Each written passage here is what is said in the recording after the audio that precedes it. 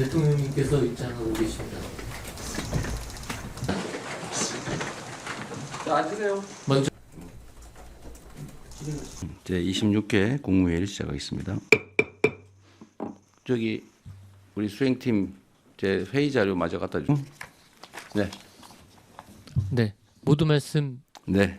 주시겠습니다. 우리 국무위원 여러분들 다들 제가 없는 동안에 고생 많이 하셨을 것 같아요. 복잡한 상황에서도 업무를 잘 챙겨주셔서 감사드립니다. 우선은 제가 일반적인 말씀을 하나 좀 드리고 싶습니다. 근데 우리가 행정을 하다 보면 대개 공급자 중심의 이제 행정 공급자 우리 중심의 사고를 하는 경향들이 많이 있죠. 근데 그 뭐 악의가 있는 건 아니고 오랫동안 일을 하다 보면 아주 자연스럽게 그렇게 되는 것 같아요. 똑같은 정책을 결정하더라도 이제 정책 수요자들의 입장을 한번 물어보고 또 그들이 원하는 내용을 들어보고 그렇게 해서 결정한 거하고 그냥 우리가 일방적으로 정해서 통보하는 거하고 내용은 똑같은데 수용성에 있어서 완전히 다른 것 같습니다. 예를 들면 정책 수요자들한테 어떤 제재나 불이익을 주는 내용인 경우에도 어쨌든 미리 한번 의논하고 의견 듣고 하는 것하고 그게 원래 이거 해야 되는 거니까 일방적으로 통보해서 시행하는 것도 마찬가지로 그 수용성에 있어서는 큰 차이가 있습니다. 그러니까 요즘은 어떤 결과도 중요하지만 그 결과에 이른 과정들을 매우 중시하는 그런 사회 문화 때문이기도 할 겁니다. 요즘은 그러잖아요. 상품의 본질적 내용도 중요한데 그걸 어떻게 포장하느냐 또 스토리를 어떻게 부여하느냐에 따라서 완전히 다른 결과를 만들어내죠. 우리가 가난했던 시절에는 밥 많이 주면 좋았는데 이제는 어떤 정도의 여유가 갖춰지니까 어떤 방식으로 주느냐 어떻게 처리해서 주느냐 어떻게 포장해서 주느냐 어떤 과정을 거쳐서 그 일을 하느냐 이게 더 중요해진 측면이 있죠. 그게 어쩌면 민주주의에 대한 수요일 수도 있습니다. 내 의견이 존중받았느냐 아니면 무시당했느냐 이 결과보다 더 중요한 시대가 된 거죠. 그래서 오늘도 정책안들 내용을 좀 보면 이제 뭐 대체적으로 다들 준비해 주고 계신데 가끔씩 그런 흔적들이 보입니다. 그러니까 누구를 위한 정책인가 어떤 정책 결정을 할 때 그 정책의 영향이 어디에 어떻게 미치느냐에 대해서 방향이 약간 다르게 느껴지는 경우가 있어요. 제가 좀 공개적으로 말씀드리진 않을 건데 그런 점들을 한번 더 깊이 생각해 주면 좋겠습니다. 그리고 또 한 가지는 계속 강조하는 건데 어쨌든 우리가 쓰는 시간의 양은 곱하기 5,200만의 가치가 있다. 우리는 뭐 똑같은 일상의 일부일지 몰라도 우리가 하는 결정, 판단 이런 것들이 5,200만의 삶에 직접적으로 영향을 미치죠. 가끔씩은 국가의 운명에 영향을 미치기도 하지 않습니까? 또 그런 생각들을 좀 더 깊이 해주시면 좋겠어요. 언제나 뭐 그렇게 그런 생각으로 공직을 잘 다들 해 오신 것으로 생각됩니다. 지금도 그러실 거라고 보지만 조금만 더 노력해 주시면 좋겠다는 생각이 들어요. 추경안은 오늘 우리가 검토하게 될 텐데 어쨌든 장기적으로 경기 침체가 계속되고 있고 특히 작년 12월 3일 이후로 심리적 위축이 심해서 있던 손님도 얼마 안 되던 손님도 다 떨어져 나갔다고 현장에서 너무 어려워합니다. 다행히 최근에는 조금 분위기가 개선되고 있긴 한데 어쨌든 본질적으로 우리 서민기업, 서민들이 겪는 고통이 매우 큰 것 같아요. 국가 재정을 이제 사용할 때가 됐습니다. 우리가 물론 이제 건전 재정, 이제 재정 균형의 원칙 뭐 이런 거 되게 중요하죠. 균형 재정해야죠. 너무 과도하게 수입도 없는데 마구 쓰면 안 되는 건 당연하지만 정부 재정의 본질적 역할이 있지 않습니까? 정부 재정은 민간이 과열되면 억제하고 민간이 너무 과도하게 침체되면 부양해야 되는데 지금은 너무 침체가 심해서 정부의 역할이 필요할 때라는 생각이 들어요. 그래서 추경을 좀 더 해야 되겠다는 생각이고 추경의 내용이 이제 문제인데 아마 감론을박이 있을 겁니다. 또 의견은 다 다를 수 있죠.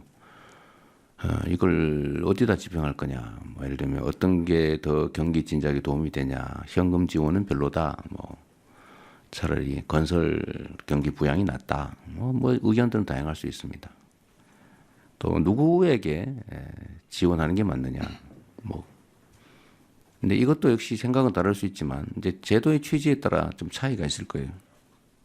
그래서 저는 이번 추경안에 이제 두 가지 핵심 요소가 있다. 하나는 일단은 경기 진작 요소가 좀 중요하죠. 두 번째는 이 경기 진작 과정에서 국민들이 혜택을 보게 되는데 일부 국민들이 또는 전부가 누가 더 많이 혜택을 보게 하는 게 맞느냐 또 누구는 아예 제외하는 게 맞느냐 이건 약간 가치와 뭐 이념의 문제이기도 하죠. 그런데 저는 그런 생각을 합니다. 만약 일반 원칙으로요. 만약에 우리가 어떤 제도를 시행하는데 필요한 경비다 이게 라고 하면 그 경비 지출에 따라서 혜택을 보는 반사적 이익을 보는 사람은 누구여야 하느냐. 그건 가난한 사람이어야 하느냐. 아니면 세금을 많이 내는 부자여야 하느냐. 저는 어떤 필요에 의해서 경비를 지출한다고 하면 그 반사적 혜택은 최소한 국민들이 공평하게 혜택을 누리는 게 맞다고 생각해요. 아니면 어쩌면 좀 과하게 생각하면 그 경비를 더 많이 부담한 사람이 더 많은 혜택을 봐야 되는 거 아니냐 이런 생각까지 할 수가 있죠. 즉 세금을 더 많이 내는 사람을 더 많이 혜택을 보게 할 수는 없지만 최소한 비슷하게 내줘야 되는 거 아니냐. 이제 그런 측면에서는 평등한 기회를 주는 게 좋겠다는 생각이 들고 또 한편으로는 모든 재정 지출은 어쨌든 직접적으로 이익을 주는 측면이 있기 때문에 가능하면 사회적 불평등을 완화하기 위한 또 저소득층 또 어려운 사람들한테 하는 게 또 맞죠. 그 두 가지 양면이 동시에 있는 것 같습니다. 그래서 이번에는 그 두 가지를 적절히 배합을 해서 일부는 소득 지원 측면에서는 저소득층 또는 소비 승수가 높은 저소득층에게 또는 그 외에 경기 진작 목표의 측면에서는 공평하게 또 그 한편으로는 소비 승수를 좀 더 고려하는 그런 쪽으로 하면 좋겠다는 생각을 했는데 기재부나 관련 부처에서 이런 점들을 잘 고려해 주신 것 같습니다. 이따가 한번 구체적으로 보기로 하고요. 또 한 가지는 좀 이런 거를 좀 관련 부처에서 신경을 써 주시면 좋을 것 같아요. 이게 연간 민원 양이 제가 알기로는 한 천수백만 건 되는 것 같습니다. 근데 계속 늘어나겠죠. 근데 이 천수백만 건의 민원의 내용을 좀 들여다보면 중복 민원인 경우 했던 것 여기도 하고 저기도 하고 막 이렇게 하고 있는 거죠. 또 반복 민원인 경우 민원 내서 처리 결과를 받았는데 불만해서 또 내는 경우. 근데 이게 막 쌓여서 너무 많아졌어요. 이제 정부의 업무 처리 양도 늘어나고 또 국민들의 불만도 크고. 근데 민원은 해소를 해야 되는데 들어주든지 아니면 안 되는 걸 명확하게 알려서 포기하게 하든지 해야 되는데 계속 미련을 가지고 계속 반복하거나 또는 중복되게 막 중앙정부에 냈다, 지방정부에 냈다, 검찰에 냈다가 막 행안부에 냈다가 국민권익위에 냈다가 막 안 되면 방통위에 냈다가 막 도대체 막 시장 군수한테 냈다가 막 그러잖아요. 이게 사회적으로 낭비가 너무 많습니다. 또 하나는 우리 국정이나 행정이라고 하는 게 우리 국민들로부터 권한을 위임받고 또 국민들이 내는 세금으로 국민들에게 필요한 일을 하는 것인데 본질적으로